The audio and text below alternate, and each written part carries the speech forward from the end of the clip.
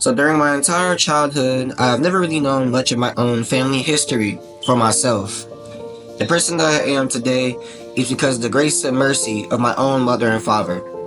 But now is the perfect time for me to discover, unlock, and find more and more pieces of my family and the true origins from around the world. This is the origins of the Gibson family.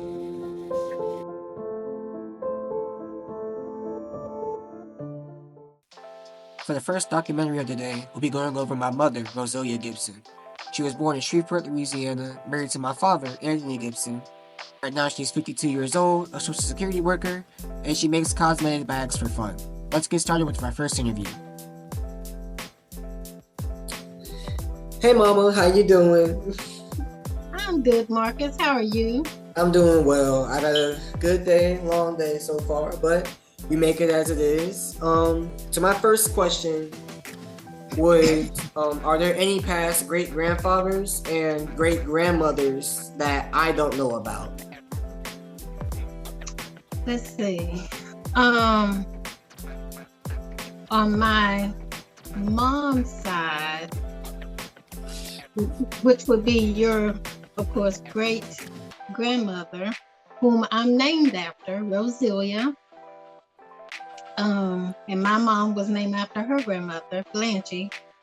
Um, Pretty much they were born and raised down in the Natchitoches area. And your great grandfather also from that area, like Paul Hatton area. That's on my mom's side. My last question, last one, and it's kind of something that I did to kind of like pick your brain a little bit. I don't think I've ever asked you this one either, because I know you know how you always ask questions about like the past sometimes. Mm-hmm. Yeah. So this question, asking you, if you could go back in any moment of your family history, when and where would you choose to go? And by when, I mean like what time period? Oh, wow. That's a good one. Hmm. I don't know. I probably couldn't pick just one. I would probably want to pick several. Um, I guess starting from where I am now, going back to like when during the time period of when my mom and dad met, and then going back a little further, with not your great grandparents, but my great grandparents, the ones I've never met or even seen, and then go back a little bit further to see, like you say, like the African descent or where exactly where we actually started from, like what continent. The next person that I interviewed was my father, Anthony Gibson. He was born and raised in Shreveport, Louisiana, married to my mother, Roselia Gibson. He's 54 and he's earned an associate degree at Bossier Community College, and he played football in high school and loves jazz. Let's get over to our next interview, starting with my father. Hey Dad, how's your day going so far? Good to see you again. Good to see you too, Marcus. I'm doing pretty good. That's great to hear. My first question that I wanted to ask from looking at the tree was, did you ever get a chance to meet your father's dad or mother within your childhood? Yes, I was able to meet both of them. My father's dad was Lou Gibson Sr., and he passed away in 1992. But for a while, he actually lived with us, and he would take me to high school every morning, my junior or senior year of high school.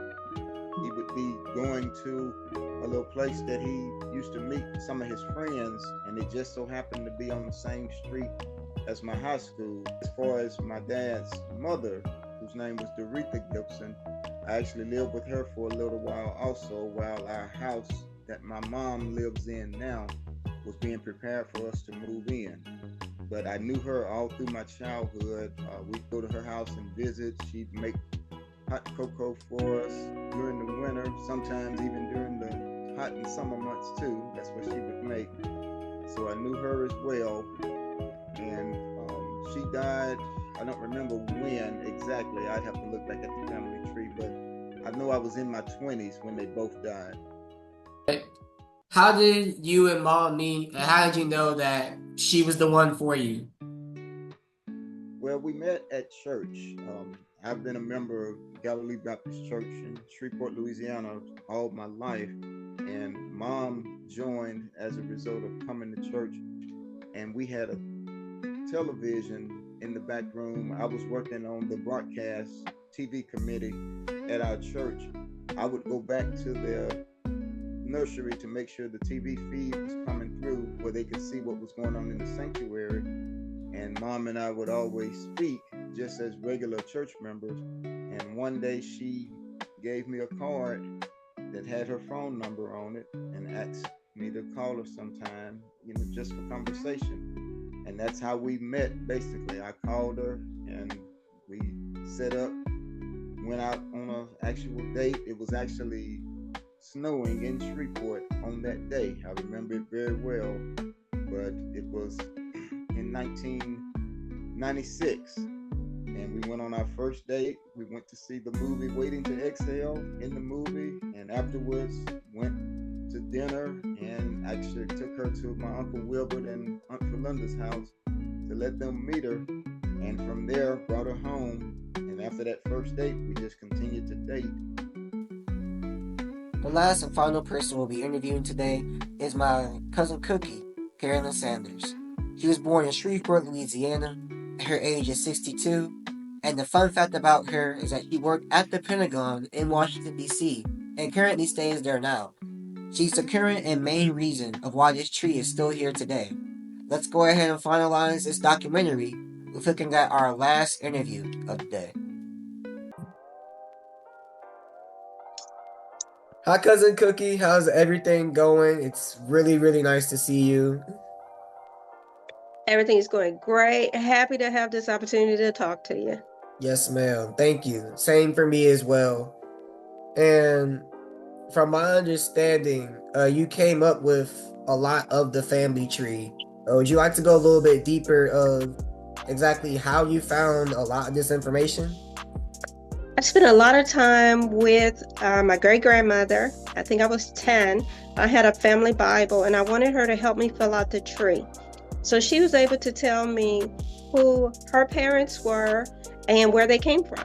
And I was able to take that information and trace it all the way back to the 1700s, back to North Carolina. Wow. And from that, today we have a lot more opportunities and tools that we can use. Ancestry.com and National Archives, all of that information, you can find it, but she gave me the start. And she was born like in 1893, so just think about her sitting down and giving me all of that information. Man, do you remember her name by any chance? Blanche Gaddison. Wait, Auntie Blanche?